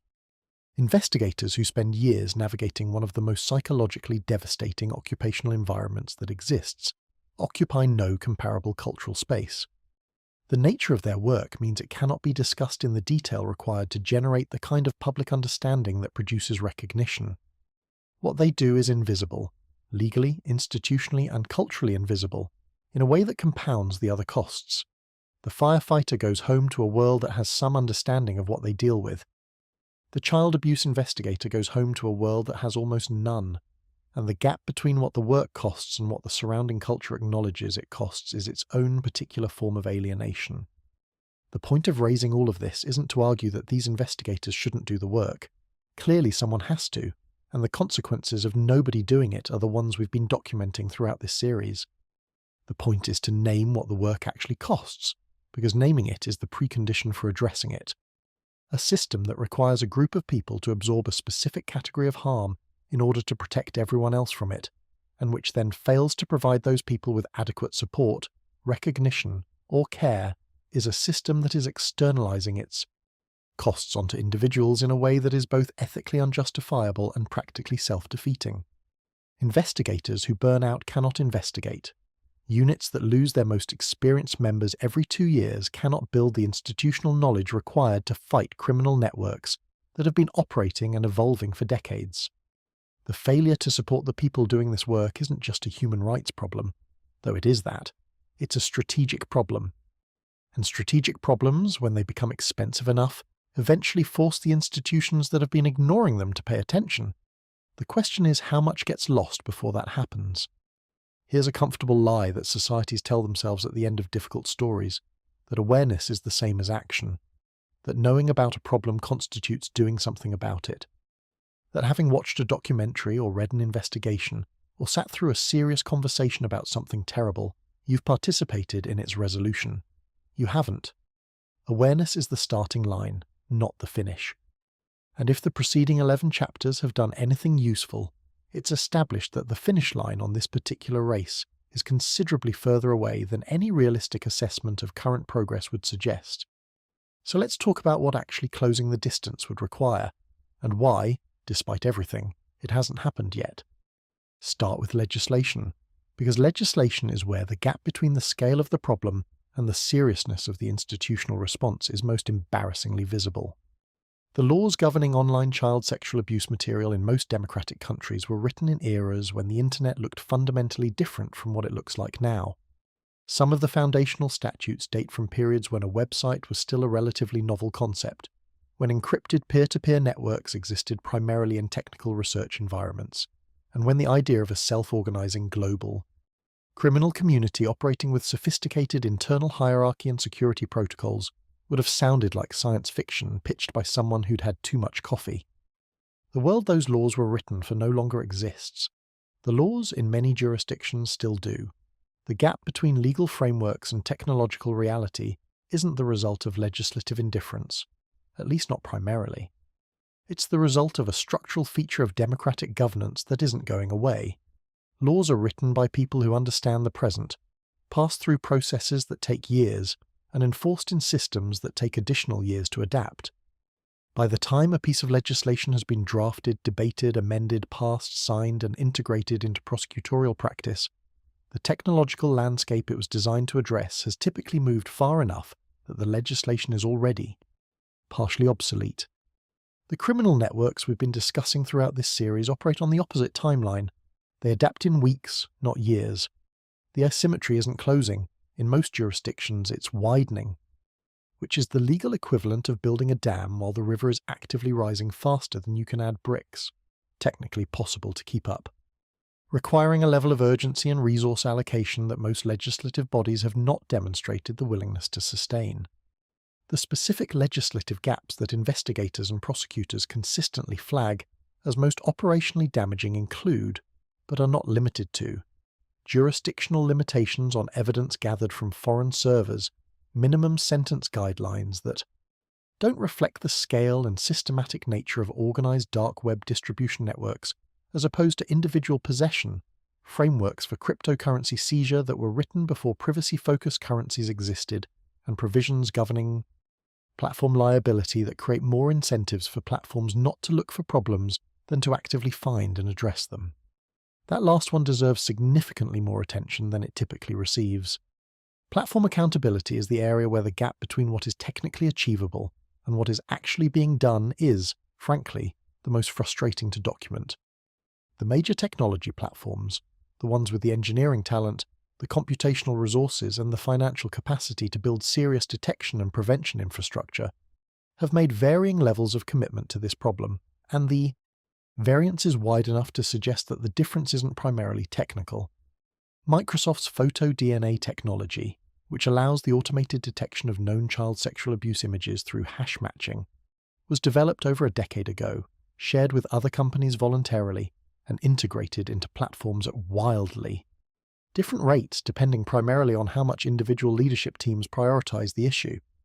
Some platforms integrated it quickly and comprehensively. Others implemented it in ways that appeared to meet minimum compliance thresholds while leaving obvious gaps. Others still treated it as an optional enhancement rather than a baseline safety requirement, and implemented it accordingly, which is to say, not comprehensively.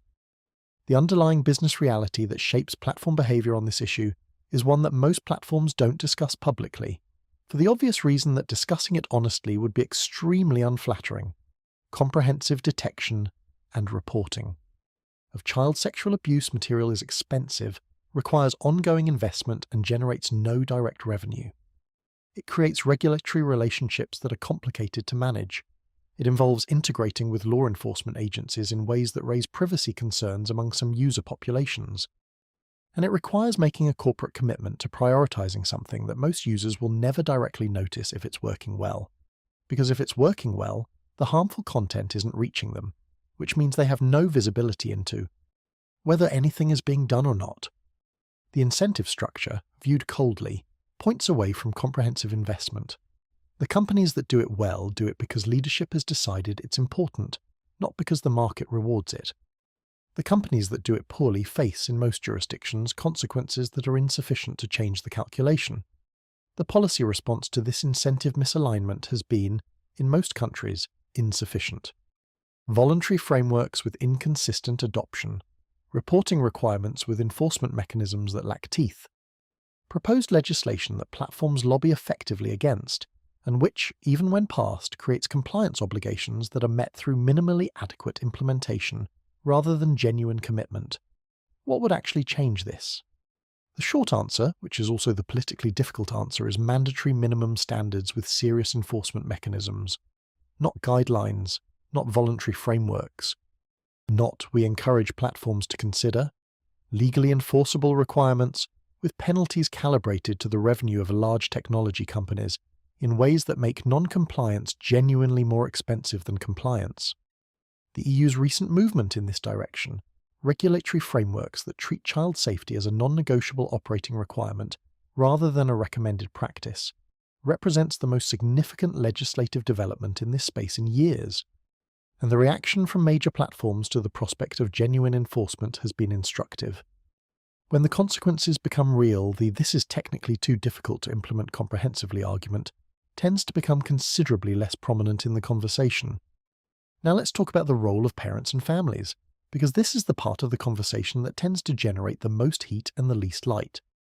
The instinct when discussing children's online safety is to pile responsibility onto parents, to produce lists of things parents should do, and apps they should monitor, and conversations they should have, and some of that is genuinely useful.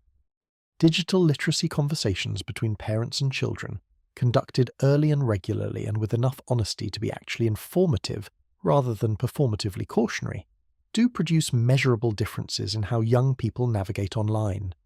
Risk.